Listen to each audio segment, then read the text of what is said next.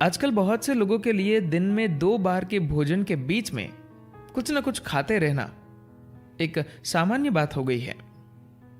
यहां सद्गुरु समझा रहे हैं कि क्यों बार बार खाना अच्छी बात नहीं है। पहला, शरीर और मन खाली पेट सबसे अच्छा काम करते हैं।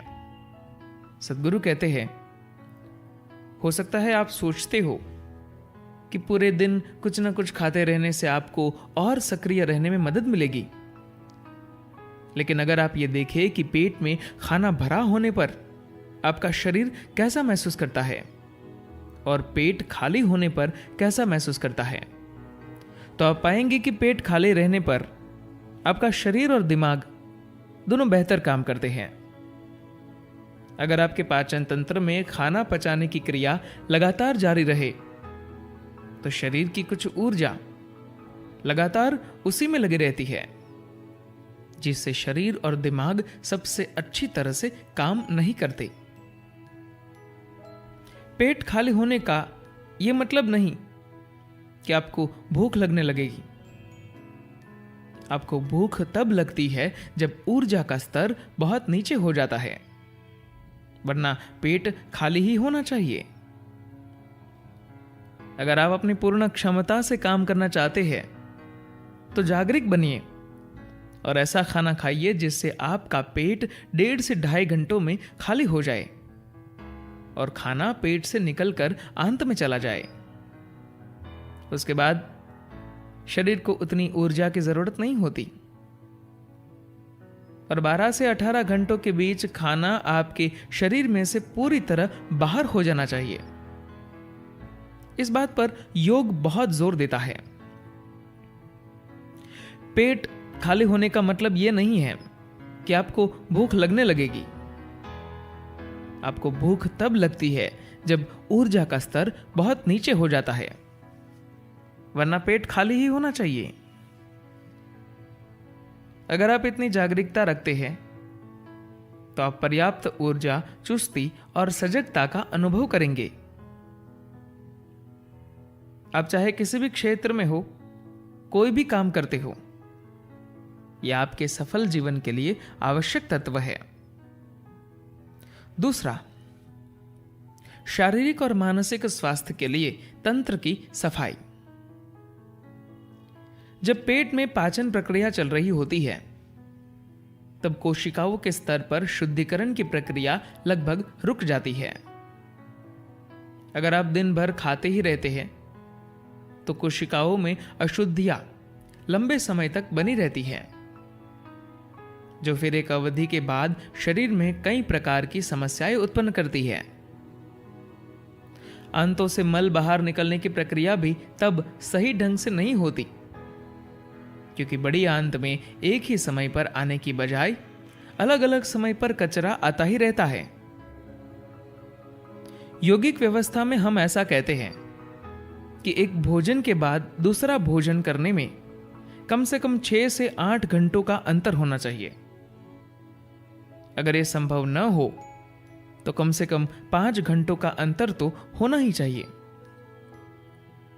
अगर बड़ी आंत साफ नहीं रहती तो आप समस्याओं को न्योता दे रहे हैं। योग में यह कहा जाता है कि गंदी आंत और मनोवैज्ञानिक अशांति एक दूसरे से सीधे जुड़े हुए हैं। अगर आपकी बड़ी आंत साफ नहीं है तो आप अपने मन को स्थिर नहीं रख सकते। आयुर्वेद तथा सिद्ध जैसी भारत की पारंपरिक औषधि पद्धतियों में किसी भी रोगी की बीमारी चाहे जो हो, वे पहले आपकी पाचन व्यवस्था को शुद्ध करना चाहेंगे, क्योंकि एक खराब बड़ी आंत आपकी अधिकतर समस्याओं की जड़ हो सकती है। आजकल लोग जिस तरह से खा रहे हैं, अपनी बड़ी आंत को स्वच्छ रखना उनके लिए एक बड़ी चुनौती है।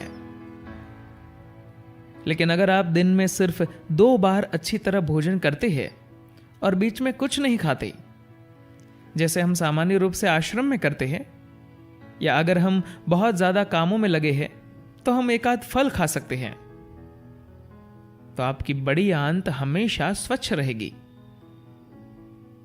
योगिक सिस्टम में हम ऐसा कहते हैं कि एक भोजन के बाद दूसरा भोजन करने में कम से कम 6 से 8 घंटों का अंतर होना चाहिए। अगर ये संभव न हो तो कम से कम 5 घंटों का अंतर तो होना ही चाहिए। इससे कम का अंतर है तो समझ लीजिए कि आप अपने लिए मुश्किलें खड़ी कर रहे हैं। तीसरा, शरीर के द्वारा भोजन को शरीर में बदलना। आप जिसे अपना शरीर और अपना मन कहते हैं, वो यादों का एक ढेर भर है। इन यादों या सूचनाओं के कारण ही शरीर ने अपना आकार लिया है। हम जो कुछ भी खाते हैं वह इन्हीं यादों या सूचनाओं के आधार पर शरीर में बदल जाता है। मान लीजिए मैं एक आम खाता हूं तो ये मुझ में आकर एक पुरुष बन जाएगा। अगर कोई स्त्री इस आम को खाती है तो वह आम उसमें जाकर स्त्री बन जाता है। अगर कोई गाय उस आम को खा ले तो वह आम गाय के शरीर में जाकर गाय बन जाएगा।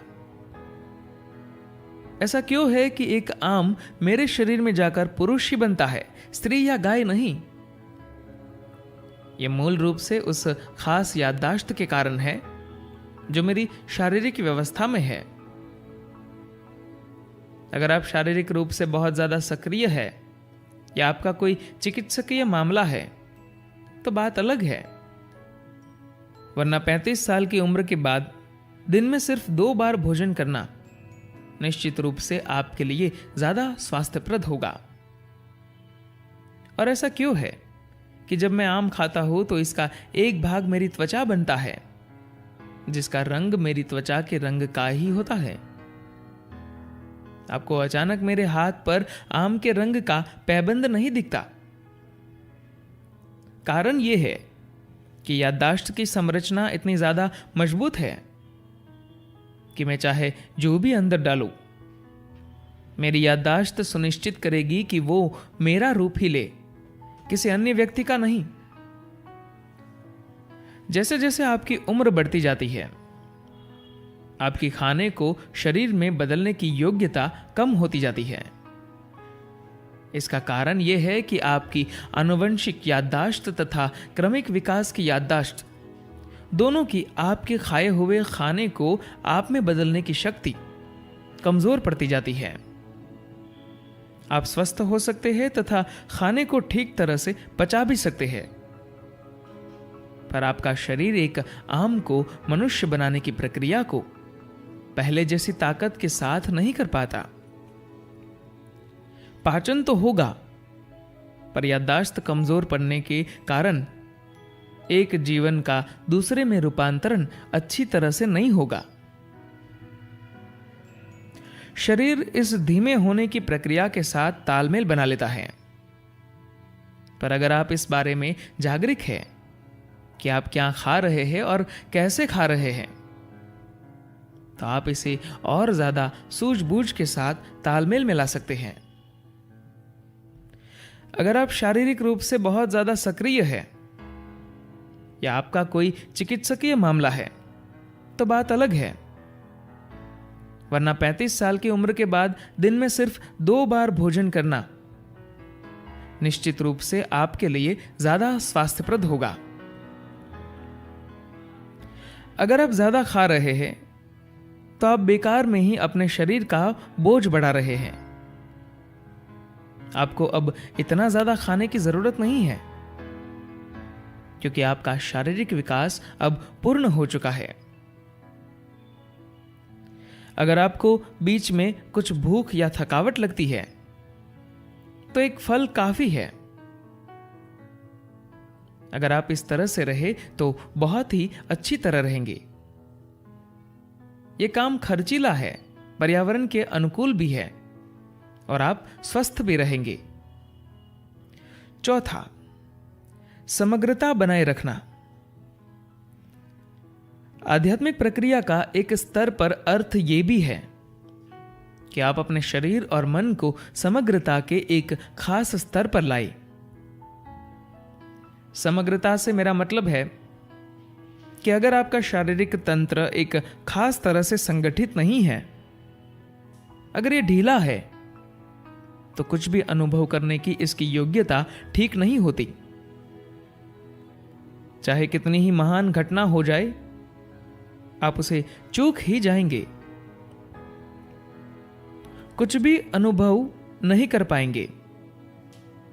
इनर इंजीनियरिंग कार्यक्रम में इसलिए सब कुछ इस तरह से बनाया गया है कि आपके अंदर एक विशेष स्तर की शारीरिक तथा मनोवैज्ञानिक समग्रता बन सके और आपके अनुभव करने की योग्यता बढ़ सके। क्यों योगी या साधक दिन में सिर्फ 1 या 2 बार ही खाते हैं और बीच में कुछ भी नहीं खाते? कारण यही है कि वे अपने शरीर को किसी चीज के लिए खोलना नहीं चाहते। कुछ भी अनुभव लेने के लिए जो एकमात्र साधन आपके पास है वह आपका शरीर है। आप कहेंगे मन भी है, लेकिन वह भी शरीर ही है। बाहर का कुछ भी प्राप्त करने के लिए आपको अपनी शारीरिक समग्रता ढीली करनी पड़ती है। लोगों ने इस बात को ठीक से नहीं समझा है। आप कितना लंबा जिएंगे ये इस बात पर भी निर्भर करता है आप दिन भर में कुछ पाने के लिए अपना शरीर कितनी बार खोलते हैं।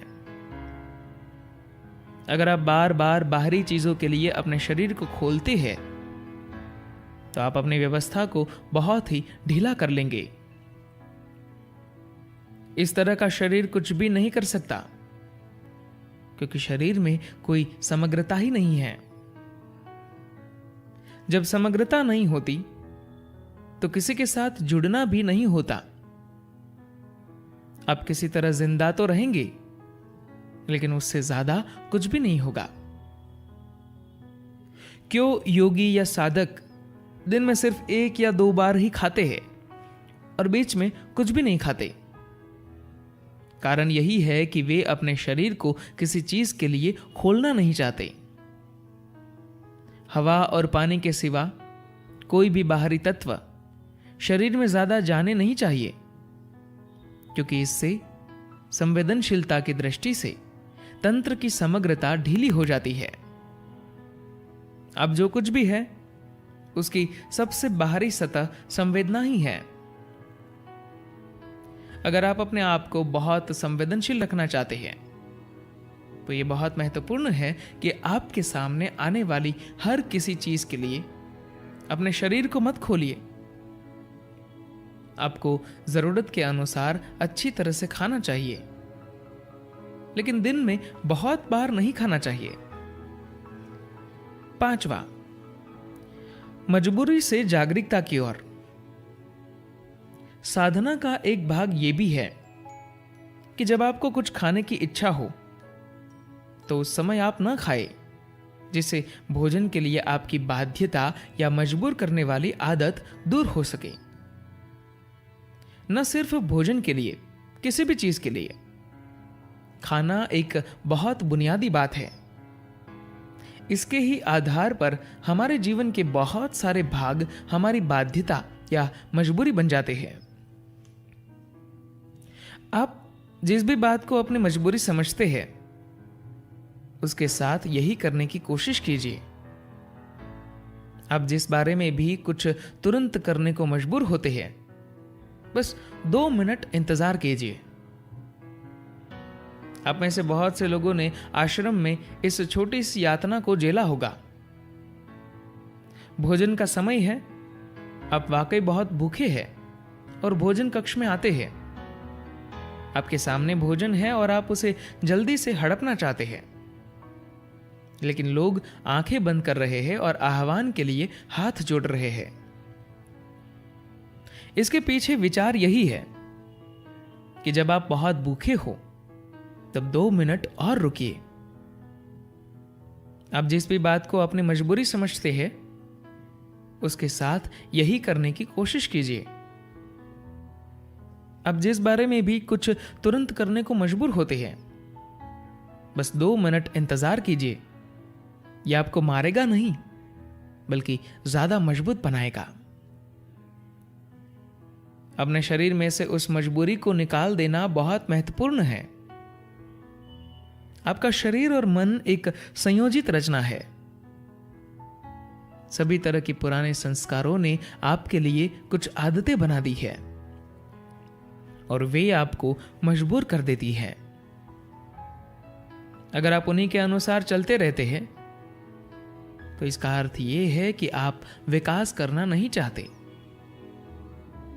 आपने निर्णय कर लिया है कि आपको उसी ढांचे में रहने में कोई परेशानी नहीं है।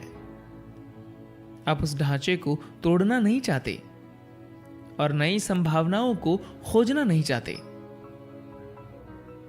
भोजन बहुत ही मूल एवं सरल बात है, लेकिन आप इसे कैसे संभालते हैं इससे बहुत फर्क पड़ता है। ये एक यात्रा है जिसमें आप ज्यादा जागरूक होकर काम करने के तरीकों की ओर जाते हैं।